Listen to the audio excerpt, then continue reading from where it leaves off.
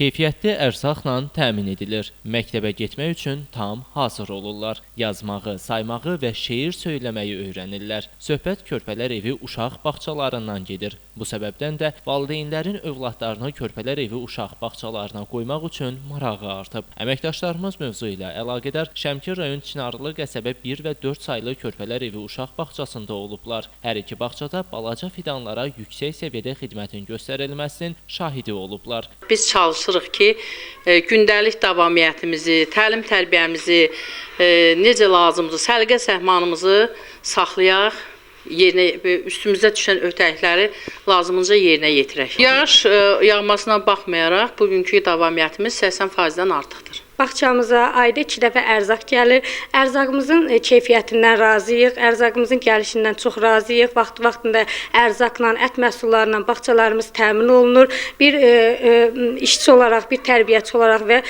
bu müəssisə idarəçisi olaraq demək istəyirəm ki, biz dövlətimizdən, Qaza Tovuz Regional Təhsil Şöbəsinin rəhbərliyindən, sektorumuzun rəhbərindən çox razıyıq və minnətdarımızı bildiririk ki, bu cür şəraiti bizə yaradırlar. Övladlarımızı bu cür belə deyək də şəraitdən təmin edirik. Düzdür, binamız köhnə bina olsa da, müəyyən təmirə ehtiyacı olan bina olsa da, ərzaq baxımından narazılığımız yoxdur. Kamran Əskiparalı, Amin Qəhrəmanov bugün informasiya proqramı üçün.